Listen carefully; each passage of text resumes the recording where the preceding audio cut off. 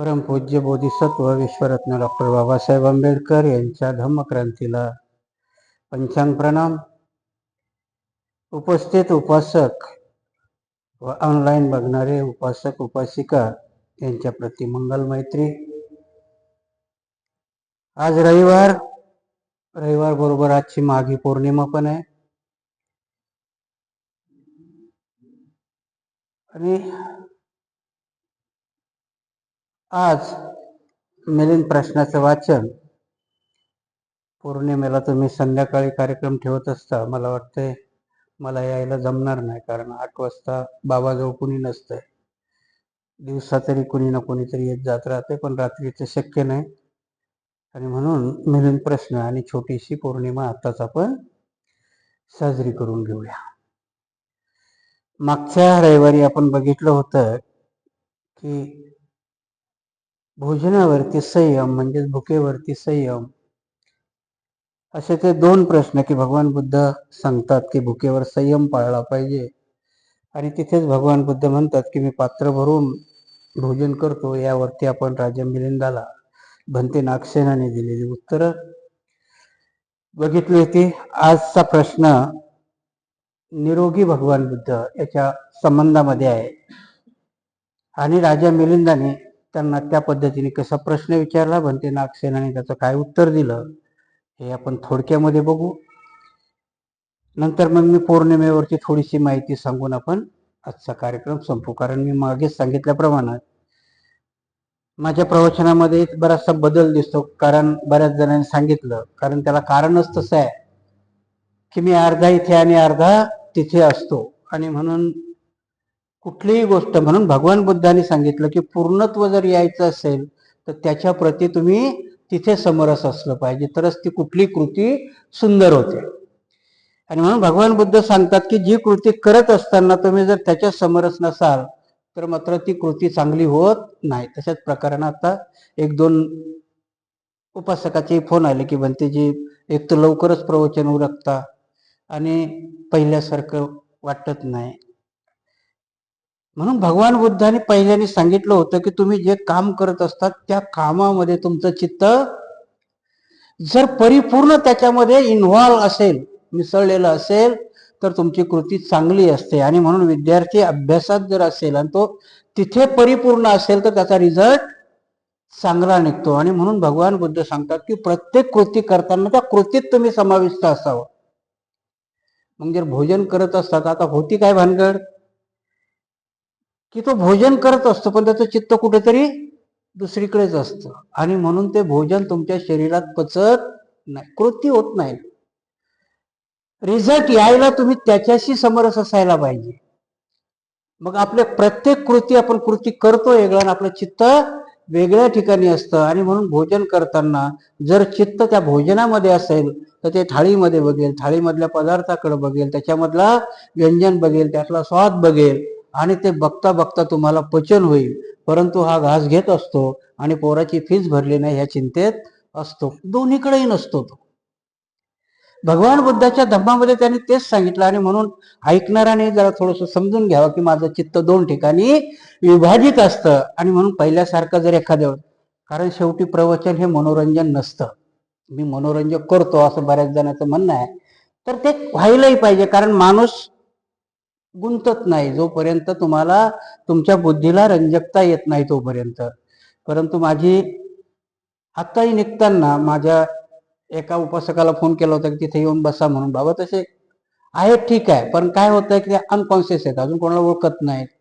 कुणी आलं तरी ते विचारतात, मग कधीतरी उठून स्वतःच बाथरूम मध्ये जायला जातात तसे ते. पण जर पडले काही झाले तर मग मात्र मी त्यांच्या सेवेकरता आहे आणि नेमक्या तेवढ्याच कारणाकरता मी इकडे आलो, त्यांच्यावर काहीतरी झालं म्हणून तिथे अर्ध असतं, म्हणून मी लवकर उरकण्याचा प्रयत्न करतो.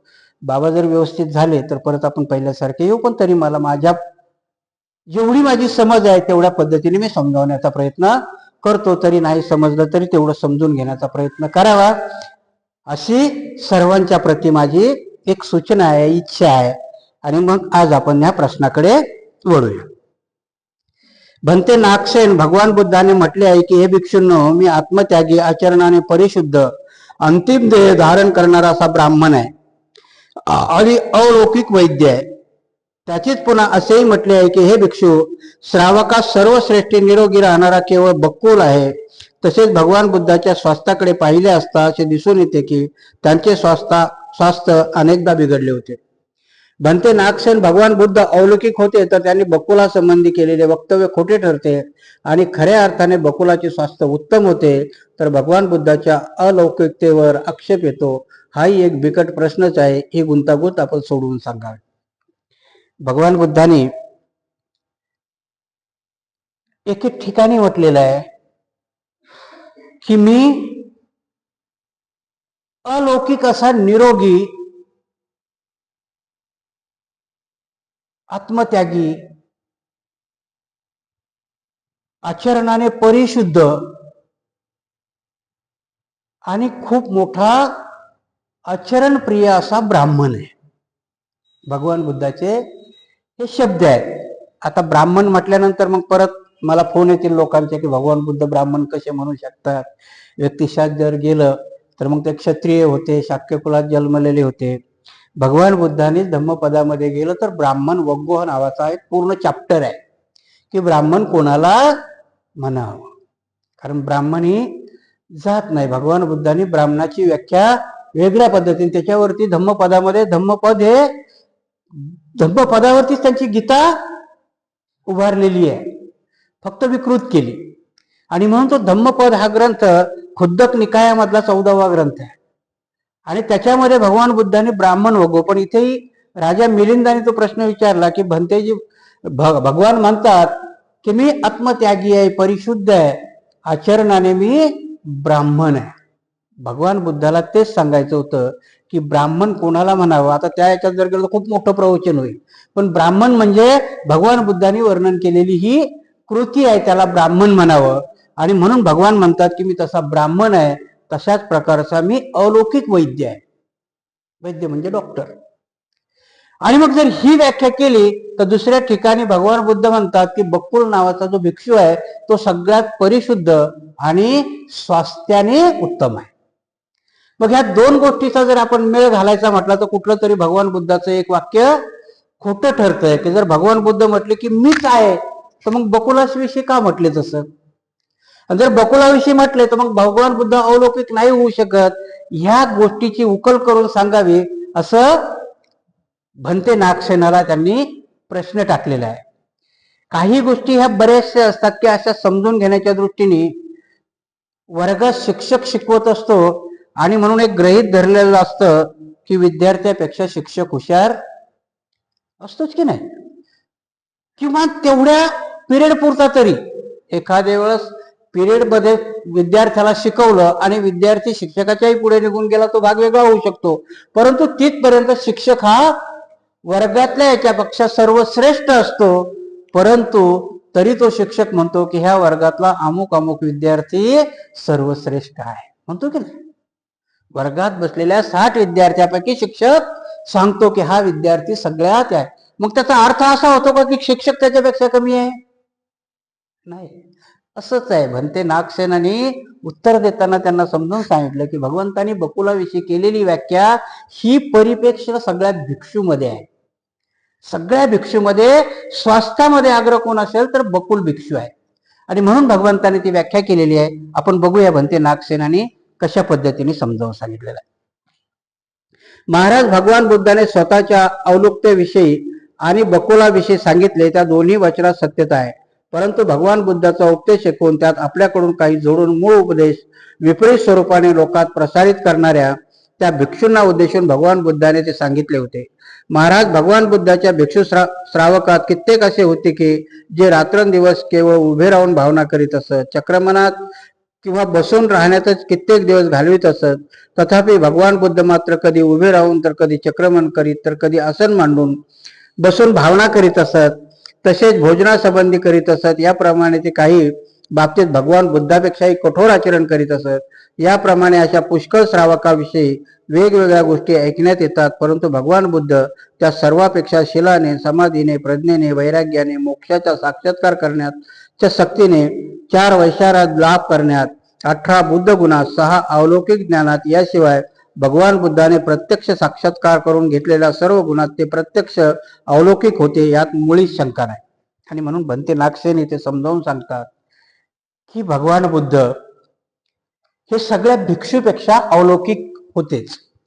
कारण त्यांच्यात जे बुद्धाचे गुण, आता तुम्ही बुद्ध म्हणताना म्हणताय की नाही, इतिपिसो भगवान सम्मा संबुद्धो, काय आहे ते? तर भगवान बुद्धाचे ते 18 गुण आहे. भगवान बुद्ध त्या गुणांनी परिपूर्ण आहेत. भगवान बुद्ध सिद्धी प्राप्त आहेत. भगवान बुद्ध सम्यक संबुद्ध, म्हणजे त्यांना त्या गोष्टीचा साक्षात्कार झालेला आहे. पुढे बसलेल्या भिक्षूला अजून तो झालेला नाही. आपणही उपासक आहोत, आपल्याला तो झालेला नाही. शिक्षक, गुरु किंवा थोर महापुरुष याच्या जर आपण व्याख्या केल्या तर भगवान बुद्धाला शास्ता म्हटलं. कोणाचा? मानवाचाही आणि देवाचाही. भगवान बुद्ध हे मानवाचे आणि देवाचेही शास्ता आहे. शास्ता म्हणजे गुरु किंवा एका अर्थाने चालक. शास्त्राचा अर्थ काय होईल? की चालक. आणि तेच जर भगवान बुद्ध, कारण तुमच्या माहिती करता सांगतो की भगवान बुद्धाचे 81 अग्रस भिक्षू होते, की प्रत्येक गोष्टीमध्ये अग्र म्हणजे प्रथम असणारा. तर मग विनयात उपाली, श्रद्धेत महामोगलायन, धम्मात सारीपुत्र, असे किती होते? 81 भिक्षू होते अग्रश्रावक. अग्र म्हणजे प्रथम, की त्याच्यामध्ये ते प्रथम होते. आता त्या सगळ्यामध्ये ते प्रथम होते म्हणजे भगवान बुद्धापेक्षा श्रेष्ठ होते का? तर नाही. कारण भगवान बुद्ध त्या 81 गोष्टीमध्ये श्रेष्ठ होते. आणि म्हणून इथे की जी भगवंताने बकुलाची स्तुती केलेली आहे ती त्या स्वास्थ्य ह्या एका कारणामध्ये केलेली आहे, की ते स्वास्थ्यामध्ये आहेत. आणि म्हणून भगवान बुद्धांनी अशा आपल्या 81 अग्रसेवक अग्र भिक्षूची गणना केलेली आहे. आणि म्हणून भगवान बुद्धाचं ते वाक्य त्या पर्टिक्युलर एका गोष्टीला उद्देशून त्यांनी केलं. म्हणजे स्वास्थ्यामध्ये कोण असेल तर बकुल भिक्षू आहेत. म्हणून असं नाही होऊ शकत की भगवंत जे स्वतःविषयीची गोष्ट करतात ती बकुलाविषयी केली म्हणून भगवान बुद्धचं वाक्य ते खोटं होईल, असं होऊ शकत नाही. त्याच्याकरता भंते नागसेन काही उदाहरणं देतात, ते आपण बघूया. महाराज कोणी कोणी उच्च कुळातील असतात, कोणी धनवान, कोणी विद्येत पारंगत, कोणी शिल्पकार, कोणी शूर, कोणी अति हुशार असतात. तथापि राजा या सर्वापेक्षा सर्वच बाबतीत श्रेष्ठ असतो. त्याचप्रमाणे हे महाराज भगवान बुद्ध सर्वश्रेष्ठ, सर्वोत्तम आणि सर्वपेक्षा अग्रस्थानी असे होते. आयुष्यमान, निरोगी होते. ते केवळ आपल्या संकल्पामुळे एवढे खरे की इतर भिक्षू स्वास्थ्याने ते बरे होते. महाराज भगवान अनोपदशी वाताचा आजार झाला होता आणि ते आपल्या 68,000 भिक्षू श्रावाच्या संगतीत तृणपुष्पक नावाच्या आजाराने पीडित होते. त्यावेळी बकुल हे एका तपस्व्याच्या रूपात असताना त्याने अनेक प्रकारच्या औषधाने त्यांचा उपचार करून त्यांना आजारमुक्त केले होते. म्हणून भगवान बुद्धाने स्वास्थ्यासंबंधी बकुलाची प्रशंसा केलेली आहे. अनोपदशी बुद्ध, आज तुम्हाला माहित असेल की 28 बुद्ध होऊन गेले. त्याच्यामधले अनोपदशी नावाचे बुद्ध असताना तेव्हा हा बकुल कोण होता? तपस्वी होता. अनोपदशी बंतेजींना बुद्धांना तृणवात, म्हणजे आपण काय म्हणतो त्याला, की जसं भगवान बुद्धालाही वायुदोष झाला होता, आपण गॅसेस म्हणतो त्याला, आताच्या भाषेत काय म्हणता येईल? गॅस म्हणता येईल. हा भगवान बुद्धालाही आजार झाला होता. भगवान बुद्धाच्या ह्या आजारावरती जीवकाने उपचार केले होते. कारण जीवक हा पहिला शल्य विशारद आहे. त्यांचं चोरी केली, त्याच्यानंतर मग त्यांनी त्यांच्यातल्या वेगवेगळ्या ऋषीला बनवलं, तो भाग वेगळा आहे. परंतु पहिला शल्य विशारद कोण असेल तर जीवक आहे. आणि भगवान बुद्धालाही वायुदोष झाला. वायुदोष म्हणजे गॅसेस आताच्या भाषेत आपण म्हणू, त्याच्यावरती विलास जीवकाने केला होता. आणि म्हणून जीवकाने विलास केला.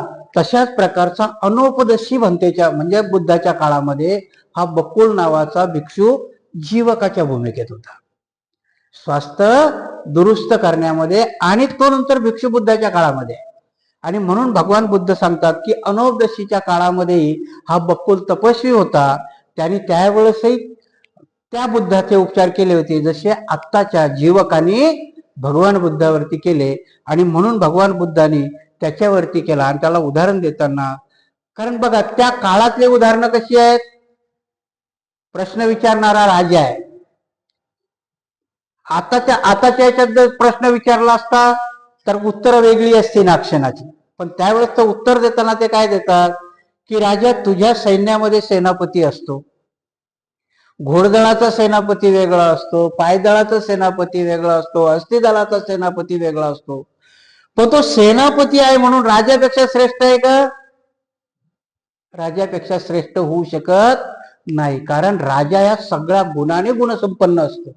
आपल्याला फक्त राजे शिकवलेला असतं, युवराज पद याच्याच करता दिलं असतं की त्या युवराज पदाच्या काळामध्ये त्याला सगळं शिक्षण दिलं जातं. तो परिपूर्ण झाल्यानंतर राजा बनतो.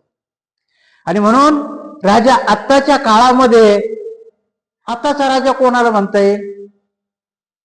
पंतप्रधान तुमचा राजा आहे की नाही? समजा आताच्या काळामध्ये जर तुम्ही पीएमओ कार्यालयात जर गेलात ना, तर तुमच्या 48 मंत्रालयाचे विभाग त्याला अटॅच असतात. आणि त्या पंतप्रधानाला प्रत्येक विभाग जाऊन आपली माहिती किंवा पंतप्रधानाला ट्रेन करत असतो. आणि तो ट्रेन करत असताना त्याला सगळी माहिती दिली जाते. त्याच प्रकारची बनते नागसेनाने राजाला समजावला की जसा राजा तुला तुझ्या सगळ्या विभागाची माहिती आहे, त्याच्यामध्ये तू सगळ्या गोष्टीमध्ये माहितगार आहेस, तशाच प्रकारचे भगवान बुद्ध सगळ्या गोष्टींनी परिपूर्ण होते. पण स्वास्थ्यामध्ये बकुलाविषयी भगवान बुद्धांनी त्याची स्तुती केली म्हणून तो भगवान बुद्धापेक्षा श्रेष्ठ होऊ शकत नाही. पण हे वाक्य भगवान बुद्धाचं आहे. दोन्ही गोष्टीत भगवान बुद्धांनी स्वतःला वैद्यही म्हटलेलं आहे. भगवान बुद्ध काय म्हणतात? स्वतःला वैद्य आहे. आणि दुसऱ्याच ठिकाणी जीवक भगवान बुद्धाची चिकित्सा करतात ना. मग खोटं असेल का? जर स्वतः वैद्य आहेत तर जीवकाची मदत कशाला घेतली? भगवान बुद्ध वेगळ्या पद्धतीने सांगतात. भगवान बुद्धांनी सांगितलेल्या प्रत्येक विनयाच्या क्रिया, आज अभिधम्म पिटक जर वाचलं, मी आता थोडं थोडं वाचण्याचा प्रयत्न करतो, माणूस आश्चर्यचकित होतं की भगवान बुद्धांनी चित्ताचे एवढे प्रकार सांगितले. तर भगवान बुद्ध वैद्यच काय, आताच्या न्यूरोसर्जन पेक्षाही कितीतरी वरचे होते. कारण आता जर तुम्ही कम्पेअर केलं तर न्यूरोसर्जनला तुमच्या मेंदू मधल्या फक्त 18 ह्या सापडल्या. भगवान बुद्धांनी 144 सांगितले चैतसिक. की तुमचं चित्त कुठल्या ठिकाणावर असेल तर ते चित्त निर्माण झाल्यानंतर तुमचे शरीर कुठली कृती करते हे भगवान बुद्ध सांगतात. आणि आजही जशाला न्यूरोसर्जन म्हणजे परेशान आहेत की तुमच्या मेंदूचा अभ्यास करणारा हा जो न्यूरोसर्जन डॉक्टर आहे, तो वैद्य 2700 वर्षापूर्वी अभिधम्म पिटकामध्ये एकदम उत्तम रीतीने सांगताय. आणि म्हणून भगवान बुद्धांनी सांगितलेल्या गोष्टी का खऱ्या वाटतात आणि विष्णूने सांगितलेल्या गोष्टी का खोट्या वाटतात, त्याचं जर कम्पेअर केलं, कारण कम्पेअर केल्याशिवाय तुम्हाला कळणार नाही ना. कारण त्यांचा विष्णू सांगतो तू माझ्यावर भरोसा ठेव, तुझं ऑटोमॅटिक कल्याण होईल. भगवान बुद्ध म्हणतात नाही, तुझ्या डोक्यातले केमिकल तुझ्या अंगात उतरतील आणि ती प्रतिक्रिया होईल. म्हणून मी सांगतो की तू तुझ्या श्वासावर लक्ष केंद्रित कर, तर क्रिया घडेल. हा कृष्ण आणि बुद्धामधला फरक आहे. एवढे वैज्ञानिकपणाने सांगतात. आणि म्हणून भगवान बुद्ध भिक्षूच्या तिथे म्हणतात अभिधम्म सांगताना की मी वैद्य आहे आणि परफेक्ट वैद्य आहे. वैद्य तुमच्या कशावरती काम करतो? शरीरावर करतो ना. वेगवेगळ्या प्रकारचे स्पेशलिस्ट आहे. किडनीचा वेगळा, कानाचा वेगळा, नाकाचा वेगळा, डोक्याचा वेगळा.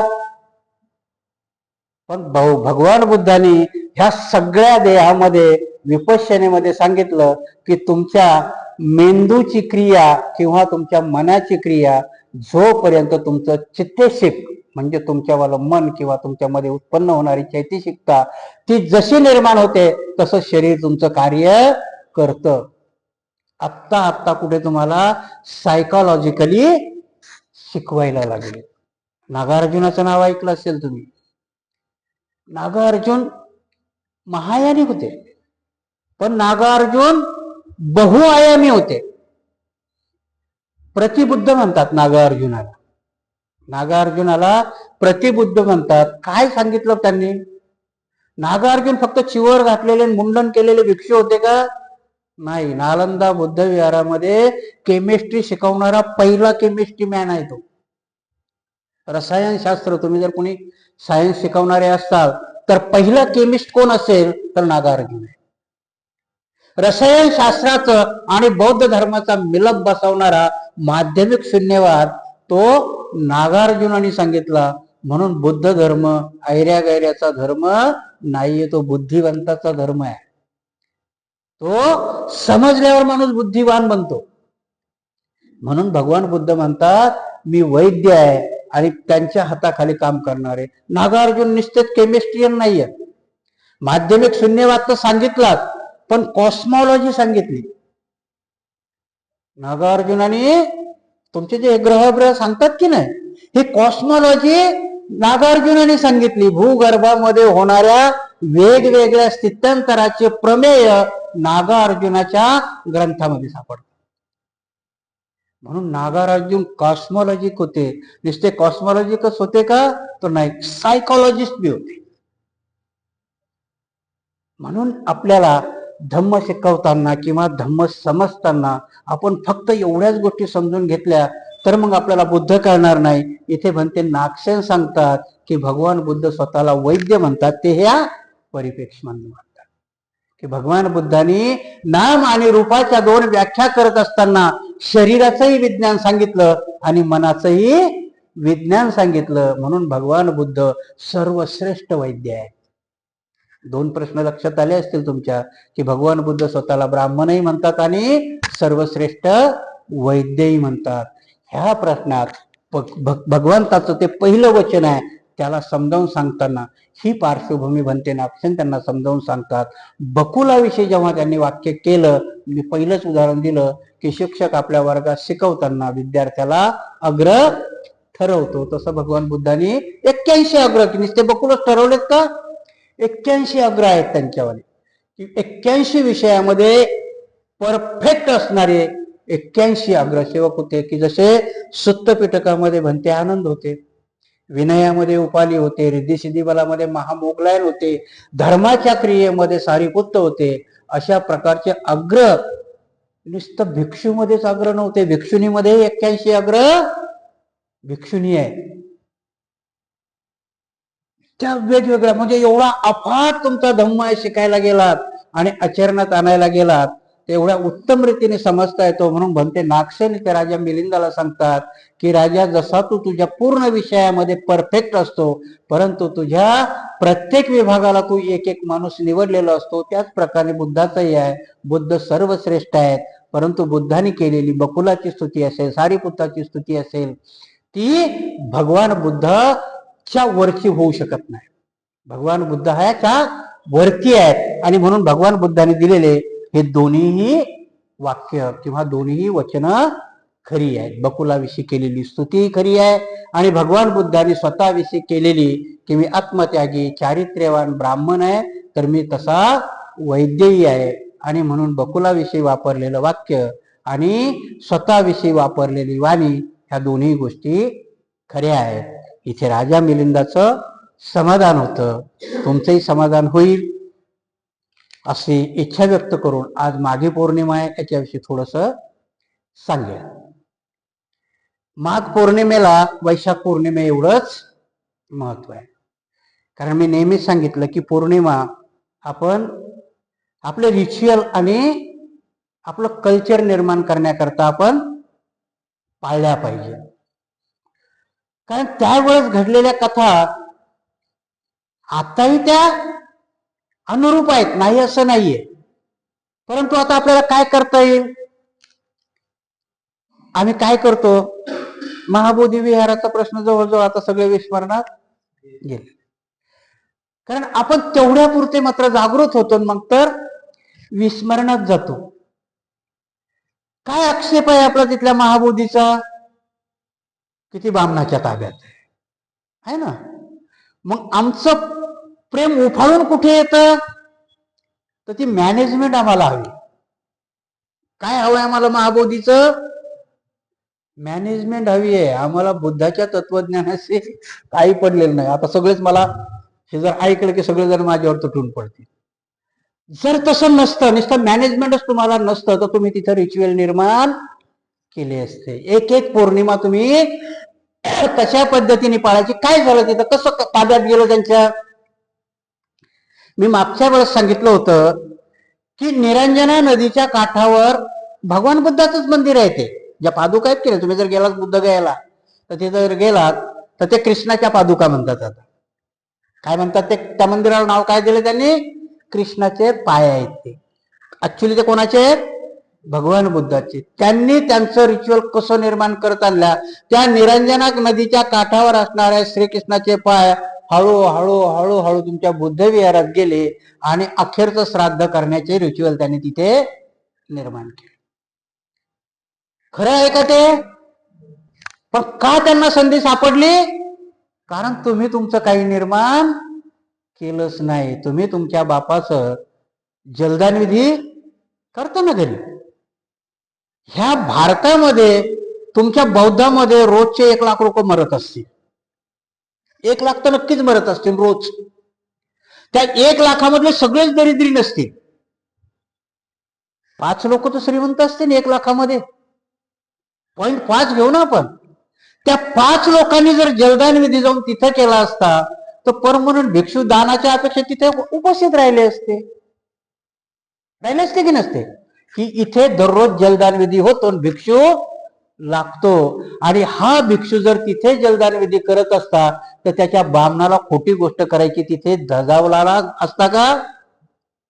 त्यांनी प्रयत्न जरी केला असता, तर येणाऱ्या कुंभाराला वाटलं असतं की यांचा जलदान विधी अगदी वैज्ञानिक दृष्टीने होतो, हा भटजी काहीतरी सांगतो. त्या कुंभाराने पण तिथं जलदान विधी केला असता. त्याला दोष कोणाचा आहे, तुम्ही तुमचे रिच्युअल निर्माण केले नाही. आणि मग मात्र आम्हाला बौद्ध गया त्यांनी ताब्यात घेतली, हा आक्षेप आम्ही करत असतो. आम्ही आमचं घर सांभाळायचा प्रयत्न केलेला नाही. अजून तरी हवं ना. अजूनही आमचा कुठे चाललाय आंदोलन. आमचं त्या परीने असतंय की तो कायदा बदला, त्या कायद्याची तोडमोड करा. कायदा कोणाला पाळाय करता असतो, तुम्हाला पाळण्याकरता आहे ना कायदा. कोणाचा खून करू नये, खून केल्यानंतर फाशी होते, हा कायद्याचा उद्देश असतो. म्हणून खून करणारे माणसं थांबलेत का? नाही थांबले ना. अरे तुम्हाला तुमचा विधी करायला त्यांनी अडचण आणली का? नाही आणत. आम्ही कधीतरी जातो आणि त्याला नावही एवढं सुंदर देतो की आम्ही धम्म सहलीला गेलो. अरे सहल म्हणजेच मनोरंजन आहे ना भल्या माणसा, कशाला काढतोच धम्म सहल? रिच्युअल म्हणून जा, तुझी प्रथा म्हणून जा, तुझी रूढी म्हणून जा, आणि ती चांगली म्हणून जा, तेव्हा तुझा अधिकार होईल. सहलीला गेला तर तुझ्याकडे मनोरंजन म्हणूनच बघितलं जाईल. आमचे भिक्षू लोकही सहली काढतात. कुठे चालला म्हणे, धम्म सहल घेऊन चाललो. अरे भल्या माणसा, एक दिवस बोंबलत बैस ना तिथे आणि सांग कुशीनगरला हा कार्यक्रम आहे, भगवान बुद्धांनी इथे त्याचा देह ठेवला, ह्या पौर्णिमेला इथे सगळे आले पाहिजे. असे रिच्युअल निर्माण करा. आणि म्हणून माघी पौर्णिमेला काय झालं होतं, आजची माघी पौर्णिमा आहे, याची परिपेक्ष मी सांगतो तुम्हाला. भगवान बुद्ध वैशालीमध्ये आहेत माघ पौर्णिमेला. भगवान बुद्ध, तुम्ही फक्त एकच ऐकलं असेल की माघ पौर्णिमेला भगवान बुद्धांनी आनंदाला सांगितलं की आता मी 3 महिन्यांनी देह ठेवणार आहे. बस एवढं सांगितलं की संपलं नाही. याच्या अगोदर काय घडलेलं आहे, भगवान बुद्ध आनंदाला सांगतात त्यावेळेस 1250 अनंत भिक्षू आहेत. किती आहेत? 1250 वेगवेगळ्या ठिकाणी विखुरलेले आहेत. आणि भगवान बुद्ध सांगतात आनंदाला, आनंदा मला काही सांगायचंय, सगळ्या अनंत भिक्षूला बोलवून घ्या. 1250 भिक्षूची सभा झालेली आहे माघ पौर्णिमेला. आता वेगवेगळ्या ठिकाणी असणारे भिक्षू 3 दिवसात आले कसे असतील? अचंबा येतो की नाही आपल्याला. आपण तुम्ही शिकले सवरलेली लोक लगेच तर्क करायला सुरुवात करतात. तेव्हा मोबाईल नव्हता, फोन नव्हता, काही नव्हता. जम्बूद्वीपाचं टोक, वेगवेगळ्या ठिकाणी असणारे 1250 अनंत भिक्षू अवघ्या 3 दिवसामध्ये तिथे येतात. भगवान बुद्धाला काहीतरी सांगायचंय, नुसतं आनंदाला सांगायचं नव्हतं. पहिली प्रक्रिया आहे ती. काय झालं असेल, आणि म्हणून इथे भगवान बुद्धाचा मैत्री सिद्धांत कामी येतो. मैत्री कशी पोहोचते, म्हणून भगवान बुद्ध का रिलेव्हंट वाटतात. भगवान बुद्ध फक्त खाली तुम्हाला सांगत नाही तर भगवान बुद्ध त्याची प्रोसिजर देतात. प्रोसिजरने गेलात तर ते साध्य होतं. आणि म्हणून बीजगणितातलं गणित सोडवताना नुसतं प्रमेय सोडून उत्तर लिहिता येतं का? मधल्या स्टेपला पण मार्क असतात. नाहीतर नुसतं याच्यातलं उत्तर पाठ करून ठेवलं तेवढंच लिहिलं तर येईल का? नाही, त्या स्टेपला आहे. आणि म्हणून भगवान बुद्ध स्टेप सांगतात त्या साध्य करण्याकरता. आणि म्हणून मैत्री एकमेकाला पोहोचते. त्यावेळेच्या 1200 अनंत भिक्षूला एका ठिकाणी भगवंतानी आनंदाने केलेली मैत्री पोहोचते. 3 दिवसात भिक्षू येतात. आता तुम्ही म्हणाली कशी पोहोचली असेल? अजूनही तुमच्या लक्षात येत नाही शोध कसे लागतात आणि काय होतात. दिल्लीमध्ये असणाऱ्या माणसाचं इन्स्ट्रुमेंट फोन तुमच्या औरंगाबादच्या इन्स्ट्रुमेंटला कनेक्ट होतो. काय आहे ते? तिथल्या टावर मधून सोडलेल्या वेळ तिथलं टावर पकडतं आणि तिथला हल्लो एका मिनिटात इथे हल्लो होतो. हेच होतं भगवान बुद्धांनी. 2 माणसं ही 2 इन्स्ट्रुमेंट आहेत. फक्त आमच्या आतली बटणं आम्हाला कळली नाही. त्याची प्रोसिजर बुद्धांनी सांगितलेली आहे. ती फॉलो करत गेला तर ऑटोमॅटिक तुमच्यातली बटणं ऍक्टिव्ह होत. ही नुसती कर्मकांडाची पद्धत नाहीये. मैत्रीय बलाने जेव्हा तुम्ही त्या गोष्टीमध्ये परिपक्व होता त्यावेळेस एक दुसऱ्याला मैत्री पोहोचते.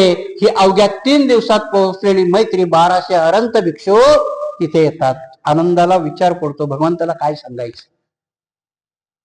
आणि मग त्या अनंत भिक्षूच्या, आता तुम्हाला ह्या संगीती माहिती असेल, भगवान बुद्ध असताना एक संगीती झालेली आहे. आम्हाला पहिली संगीती कुठे सांगतात? अजातशत्रूच्या काळातली. नाही, भगवान बुद्ध असतानाही एक संगीती झाली. कधी झाली होती? तर भगवान बुद्धाच्या अगोदर वर्धमान महावीराचं महापरिनिर्वाण होतं. आणि त्या वर्धमान महावीराचं महापरिनिर्वाण झाल्यानंतर त्यांचे जे श्रावक असतात ते स्वैरावैर होतात, तत्व सोडून वागायला लागतात. कारण महावीराच्या काळामध्ये फक्त नग्न, त्याला काय म्हणता येईल, दिगंबर हा त्यांचा एक पंथ आहे, तोच होता. श्वेतांबर नव्हता. श्वेतांबर नंतर आला, त्यांच्या दुसऱ्या, मला वाटतं त्यांच्या पार्श्वनाथ की कुठल्या तरी गुरुच्या काळामध्ये आला. त्यावेळेच्या त्या साधूंनी किंवा त्यांच्या सेवकांनी तत्व सोडून अंगावर वस्त्र परिधान करायला सुरुवात केली. आणि ही वार्ता बुद्धाच्या कानापर्यंत गेली. आणि बुद्ध म्हणतात जर महावीराचे शिष्य त्याची टीचिंग गेल्या गेल्या विसरतात तर माझ्या बाबतीतही तसंच होईल. आणि म्हणून माझी शिक्षा सर्वांपर्यंत पोहोचली का नाही, ती माघ पौर्णिमेला हे 1250 भिक्षू अनंत भिक्षूच्या समोर ही पहिली संगीती झाली. भगवान बुद्ध स्वतः बोलून घेतात. आणि मग त्या संगीतीमध्ये दुसरा प्रपंच असतो. भगवान बुद्ध लगेच आपलं महापरिनिर्वाण डिक्लेअर करत नाहीत. त्या सभेमध्ये सारीपुत्त आणि महामोगलायन यांना धम्माचे सेनापती नियुक्त केल्या जातात. बघा क्रिया कशा असतात. आम्ही सांगताना कोणाच्या सभेमध्ये झालेलं आहे? अरहंताच्या सभेमध्ये, बुद्धवानाच्या सभेमध्ये, बुद्धिवंताच्या सभेमध्ये. कारण धम्म, आता काय होतंय, बुद्धिवंताची एक तर आमची परिषद भरत नाही. आणि जर परिषद भरली तर पूर्ण बुद्धिवंत नसतातच, आम्ही राताळ्या करतो त्याच्यामध्ये. आणि म्हणून कालचं सांगितलं ना तुम्हाला की सत्कार कसे करतो आम्ही. जी गोष्ट आम्हाला करायची नाही त्यांनी आभाराचे प्रोग्राम घ्यायला पाहिजे.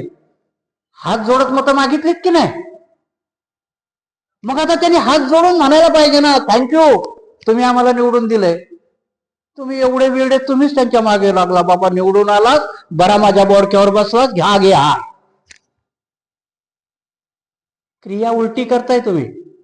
आणि मग त्याला कळतंय भागलंय तुमच्या दारामध्ये, मग त्याला तुम्हाला अपॉइंटमेंट घेऊन जावं लागतं. ज्या दिवशी तुम्ही त्याला ठरवाल यस आम्ही निवडून दिलं, उपकार मानायला आमच्या दारात ये, मत मागायला आलास थँक्यू म्हणायला ये, ही प्रोसिजर तुम्ही चालू करत नाहीये. आणि म्हणून त्याचं घावतं 5 वर्ष तो तुम्हाला बोंबलत फिरवतो. मग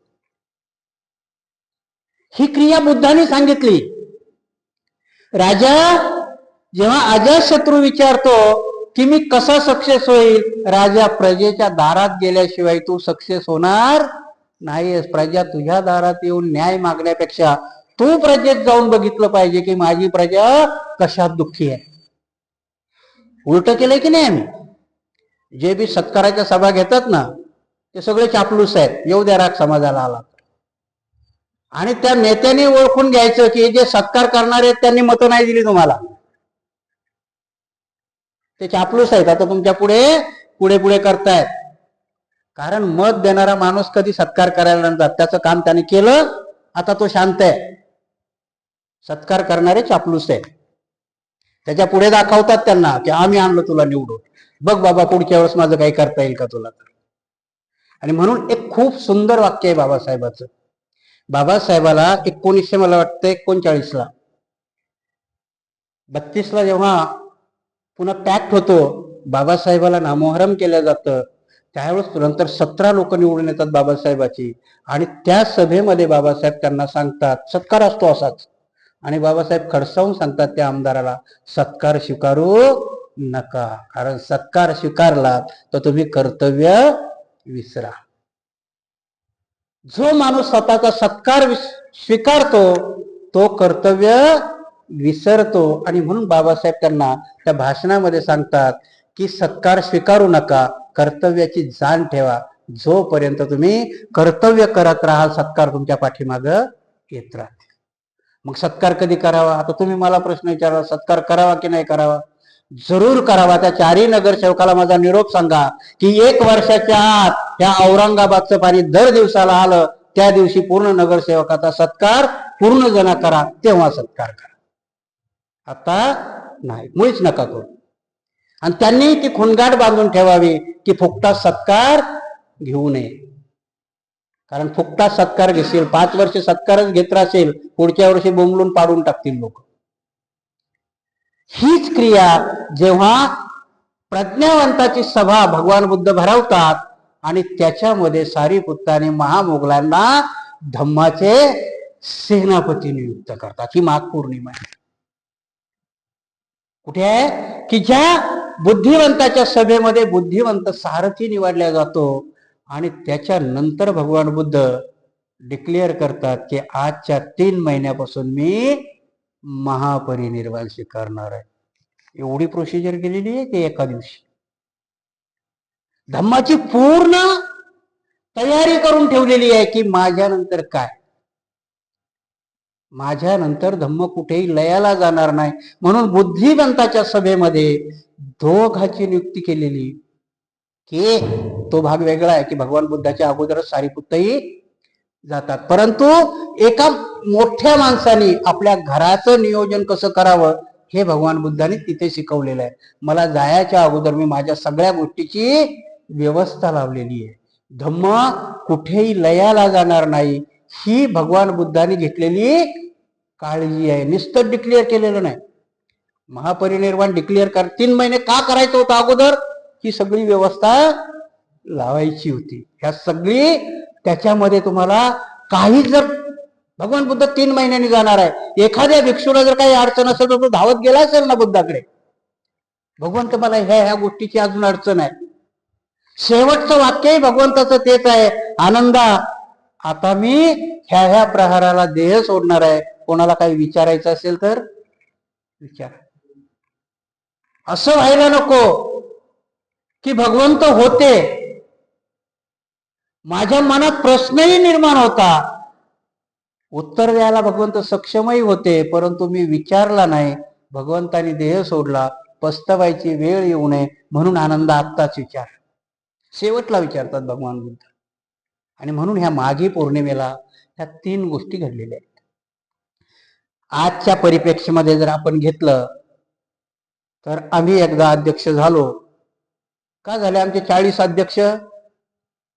भगवान बुद्धाने सांगितलं ना, आता ह्या शरीराचं काम संपलं, आता नाही जाणार आहे पुढे, आम्ही तयारच होत नाही, आम्हाला कशाला की सोडायला. ही कृती होती त्यांची ती की बाबा रे सोड, जिथपर्यंत करण्याच्या लायक आहेस तिथपर्यंत कर, तिथून सोड, दुसऱ्याला चान्स दे, सारीपुत्ताची महामोगलांची नियुक्ती कर. नाही करत आम्ही. आणि म्हणून आजच्या घडीला आपण जर माघी पौर्णिमा खरोखर साजरी करायची असेल तर मी सांगितले तसे संस्कृती निर्माण करावं लागेल, रिच्युअल निर्माण करावं लागतील. काही गोष्टी बाबासाहेब, मला वाटलं होतं मी काही गोष्टीमध्ये मी थोडासा डचकत प्रवचन करायचो, आणि जेव्हा जसा जसा अभ्यास करत गेलो तसे बाबासाहेबही सांगतात, तुम्हाला तुमची निर्मिती करताना काही गोष्टीमध्ये मसाला लावून सांगावं लागतील. बाबासाहेबाचे वाक्य आहे. कारण मनोरंजन केल्याशिवाय किंवा मनोरंजकता सांगितल्याशिवाय पुढच्या समाजाला समजणार नाही. कारण त्यांनी खोटी गोष्ट मसाला भरून सांगितली. तुम्हाला सत्याला मसाला लावायला काय अडचण आहे? बाबासाहेब म्हणतात ना, सत्य गोष्टीला तुम्हाला रंजक करून सांगायला काय गोष्ट आहे, अडचण काय आहे? परंतु आमचा भानगड अशी झाली की आम्ही ती रंजक करायला गेलो तर त्यातला गाभा आमचा बुद्धिवान बाजूला काढतो, त्या रंजनावरती टीका करतो. इथे आम्हाला समजलं पाहिजे. आणि म्हणून गाडगे बाबाला बुद्धिवंत का म्हणतात, तर हातामध्ये दगडाची माळ घेऊन टकटक वाजवणारा, वाद्य निर्माण करणारा गाडगे बाबा तबला आणि पेटीला बाजूला सरत होता. होत ना, त्यांच्या कीर्तनात टाळ मृदुंग वाजत होते, साथ होती ना. गाडगे बाबा दगडाची साथ घेत होते आणि सत्य सांगत होते. टाळ मृदंगामध्ये सत्य लपून खोटं सांगितलं जात होतं, दगडामध्ये गाडगे बाबा सत्य सांगत होते. बाबासाहेब तेच सांगतात की सत्य सांगताना गाडगे बाबाचं जसं टाळ दगडाचं मनोरंजन आहे तसं निर्माण करा ना. दुःख सांगताना जर एखादी कथा तुम्ही मनोरंजकताने सांगत असेल तर ते दुःख बाजूला ठेवता आणि त्या कथेवरती टीका करता, हे बरोबर नाही. काही गोष्टी ह्या सांगाव्या लागतील. आणि म्हणून मी आता जसं सांगितलं की जलदान विधी इथं करायचं तर तिथं करा. आमचे बरेचसे भंतेजी त्याच्यावर ऑब्जेक्शन घेते, जलदान विधी घरातच घेतला. अरे कुठे तिथं अडकून पडलाय तू, कर ना तिथे. तिथे तुझी गर्दी व्हायला लागली, तिथला भट ऑटोमॅटिक बाजूला जाईल. तिथं जो श्राद्ध घालतोय की नाही, तिथे तुमचे जलदान विधी रोजचे 500 जलदान विधी व्हायला लागले तर तिथला भट ऑटोमॅटिक बाजूला जाईल. तुझं स्थान तुझ्या ताब्यात येईल. तुझं स्थान तुला घेण्याकरता तू दुसऱ्याला प्रेशराईज करतो. तो बीटी ऍक्ट रद्द करा, बीटी ऍक्ट रद्द करा. काय सांगला बीटी ऍक्ट? तिथे तुमच्या हातामध्ये येण्याकरता तुमच्या विधी सुरू झाल्या तर तिथला भटजी ऑटोमॅटिक बाजूला जाईल ना. पुढच्या दिसणाऱ्या तुमचे रिच्युअल दिसतील ना. कारण तुमच्या जलदान विधीमध्ये तुम्ही कुठले मंत्र नाही सांगितलेले. तुम्ही बुद्धाची क्रिया सांगताय की डोंगरावरून पाणी पडलं तर ते समुद्रालाच जातं, समुद्राचं पाणी डोंगरावर जात नाही. जलदान विधीचा अर्थ आहे त्याचा इथून सूर्याला पाणी द्यायला निघलाय, बुद्ध डोंगराचं पाणी समुद्रात घालायला निघला. ही क्रिया लक्षात येईल ना. त्या बहुजनाच्या क्रिया लक्षात येईल की बाबा डोंगराचं पाणी समुद्राला जात, लोट्यातलं पाणी सूर्याला पोचत नाही. ही भाकड कथा आहे, ही सांगता आली पाहिजे. आणि कुठे सांगता आली पाहिजे? प्रॉपर जागेवर सांगता आली पाहिजे. तेव्हा तो धनगर असेल, माळी असेल, कुंभार असेल, तो जलदान विधी करायला तयार होईल, श्राद्ध घालणार. मग तुमच्यावालं स्थान मुक्त होईल. मुक्त करायला तुम्हाला तुमच्या गोष्टीमध्ये तुमच्या गोष्टी निर्माण कराव्या लागतील. आजच्या दृष्टीने मिलिंद प्रश्नही आपण वाचला. माघी पौर्णिमा ही मला जशी सांगता आली तशी सांगितली, तुमच्या लक्षात आली असेल. याचे काही ना काहीतरी जसे आउटपुट निघतील तसे निघावेत अशी अपेक्षा व्यक्त करून आजचं आपण प्रवचन इथेच थांबूया. कारण संध्याकाळी मला यायला जमणार नाही.